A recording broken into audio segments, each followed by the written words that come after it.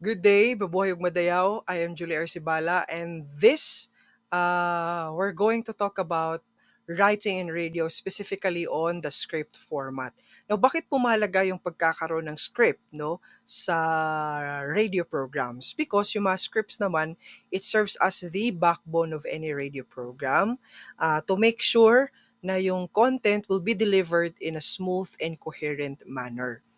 Lagi po nating tatandaan na meron pong iba't ibang uri no ng scripts, and they may be prepared no in different forms. However, it is important that a station follow a particular script format and that each radio staff is familiar with the station's script format.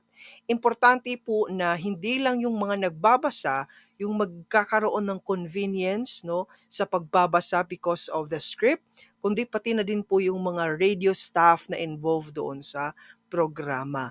The staff must have a common understanding or interpretation of all the script makings so that they can coordinate the various elements during production para mas masiguradong coherent, coordinated, at connected lahat doon sa script.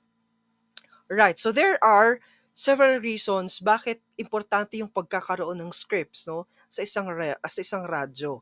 Number one is to have a structure and flow. A well-structured script acts as a roadmap for the broadcaster, outlining the sequence of segments and transitions. In short, no, this help, or in other words, ito po ay nakakatulong para i-maintain yung logical flow, para iwasan yung awkward pauses, yung pagkakaroon ng dead air, or abrupt topic changes that could disengage listeners na kasi walang structure, walang flow, kahit ano-ano na lang topic ang ipinapasok or pinagsasabi ng mga radio announcers, wala, unstructured, no? Hindi po magiging successful ang isang radio program.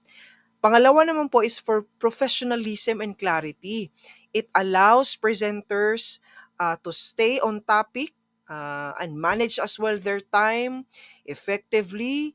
They will also deliver information confidently and with authority. Kasi nga, yung script contributes so much no to the professionalism of a broadcast. Yan. Pangatlo naman, for engagement and creativity.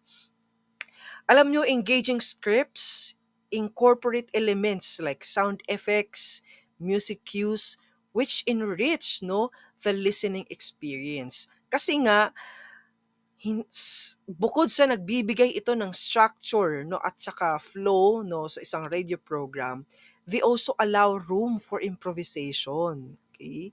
And number four, the content planning. Okay? Scripts help in planning not just dialogue, no? Hindi lang po yung mga pag-uusapan, but as well as the other elements such as the music selections, yung commercials na ipapasok, ano yung gagamitin na sound effects. And all of this, from music, commercials to sound effects, must be contextualized doon sa programa. Dapat coordinated, connected lahat. Okay? And this will allow them to have a comprehensive approach no, that will ensure na lahat ng mga elements of the broadcasts are aligned with the show's theme and objectives. Okay? Tugma doon sa emotions, ng storya, tugma doon sa mood ng mga listeners, no? Tugma doon sa situations or sa settings ng isang story. Ayan. So these are some of the few reasons, no? Or several reasons bakit mahalaga na magkaroon ng format sa isang script, no? Para sa isang radyo. Now this time we're going to examine no on how to write a script no in radio. So ito naman po yung sample ipapakita ko sa inyo is galing po ito or ginawa ng mga broadcasters natin, ng mga writers natin sa Radyo DZLB. Alright? So, let's start. Of course, hindi po mawawala yung title page. Kasi nga, this page contains the necessary information about the program. The body of the script may also begin on the title page kung meron pa po siyang space. Ano po ang ilalagay natin doon sa title page? Unang-una na po dyan yung pangalan ng ating stasyon, the frequency, and its call sign, na dapat will appear or must appear on the upper left-hand portion of the title page. So ito po yung example. Okay? Meron po tayong radyo DZLB, yan po yung call sign. Okay? 116 kilohertz, yan naman po yung frequency. At yung pangalan po ng stasyon, ang Tinig ng Kaunlaran. So in general or in group, no, ang tawag po sa kanila ay station box na dapat na makikita doon sa upper left-hand portion ng title page. Ano naman po ang susunod nilalagay? Below the station box, dapat nandun din po nakasulat yung title ng program, yung date at saka yung time ng pagbo-broadcast. For example, program, no? Yung program name is Oras ng Mothers Club. Okay? Kailan siya i-broadcast?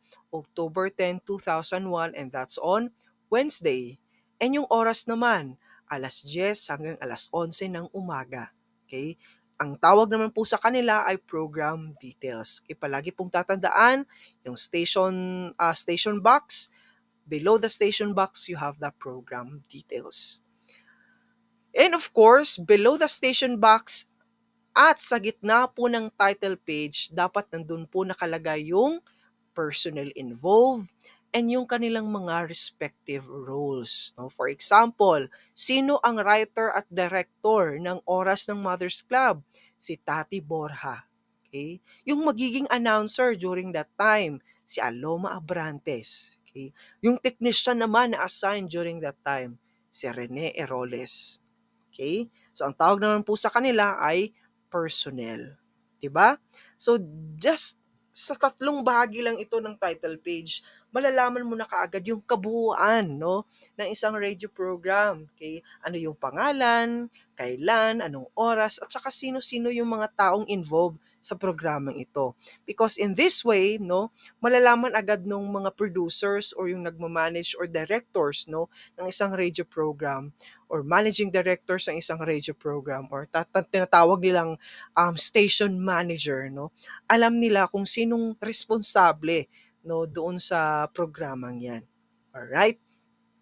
So, ito na po yung magiging itsura niya. Ayan. Okay, meron tayong station box. And then, sa baba ng station box, meron program details. And sa gitna naman ng program details, sa baba, meron namang personnel. Okay? So, yun po yung dapat present doon sa ating title page. Of course, yung sunod naman pong bahagi ng isang script format para sa radyo ay yung inside page. Yung nilalaman na mismo noong script. Okay? So ano po yung mga inilalagay or isinusulat natin doon sa inside page?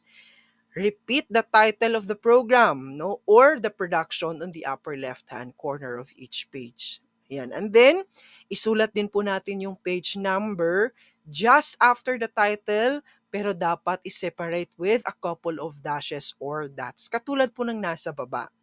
Oras ng Mothers Club, 3 tuldok, at saka yung number page na 2. Okay, or the 222. Yan po siya. And then, type all copies. Okay? Double space po dapat. And then, isang side lang po ng papel or only one side of the paper yung dapat gagamitan natin. Double spacing kasi will make the script easier to read and corrections can be easily inserted. Kung baga, pag tinitignan mo yung script, nakakahinga ka. Kasi hindi siya masyadong crowded, no? Or puno ng mga letters. So, agad-agad makikita mo kung alin yung babasahin mo. Okay? Alright, so dapat po naka-double space and then use only one side of the paper. Tapos, type in capital letters, no? Everything that is not to be actually read on the air. Katulad po ng directions for sound effects, music, or pangalan ng mga characters, or etc. Okay, dapat po naka-capital letters ito para yung mga readers or yung announcers, hindi nila ito mababasa or hindi nila i-include kasi nga bawal ito siyang basahin. And these are all or these words, no, na naka-capital letters are intended only for the technical side. Ayan. And huwag kalimutan i-underline yung mga directions for in titles of music. Kasi nga, this will help, no? One, the one handling the records or yung mga nag-handle ng sound effects on discs or yung mga spinner to locate directions quickly, right? And then isulat din yung pangalan ng speakers on the left margin and begin the speech or dialogue further to the right of the same line. Ayan. And indicate po natin yung music titles, yung sound cues, etc. sa left margin. Okay? Then continue with the directions in the body of the copy. So mauuna po yung number lines, yung mga numbers, and then pangalan ng mga speakers, and then yung dialogue. So yung mga music din po, yung music titles, sound cues, etc. nasa left margin din po. But anyway, makakakita po tayo ng example later on. Ano nun po yung susunod? Music or stage directions occurring in the body of the speech should be enclosed in parentheses and written in capital letters so that an actor will know not to read them as part of his lines. For example, umuubo siya or habang nagsasalita siya, umuubo na naka-indicate doon sa script na dapat uubo siya pag sinabi niya after yung ganitong salita. So malalaman niya na hindi niya yun babasahin. Okay? I-act niya yun. Okay? And then, never hyphenate a word at the end of the line to avoid syllabicating it incorrectly and having the reader mispronounce it. You just have to carry the entire word on the next line. Ayan. Okay? So next, if the speech of a single character must be continued on the next page, huwag naman kalimutang isulat yung salitang more doon sa pinakababa ng parte ng page or the bottom sa page natin. So that the reader will be prepared for the continuation para alam niya na meron pang kasunod. Ayan. And then for scripts naman involving more than 2 speakers, kailangan po merong mga numero yung bawat linya. Okay? Begin with the set numbers from 1 and so on and at the top of the page. By doing so, yung mga parte na kailangan i-cut would be indicated quickly or kailangan i-remove would be indicated quickly, and the speakers can easily locate references by the director for special attention. Excuse me.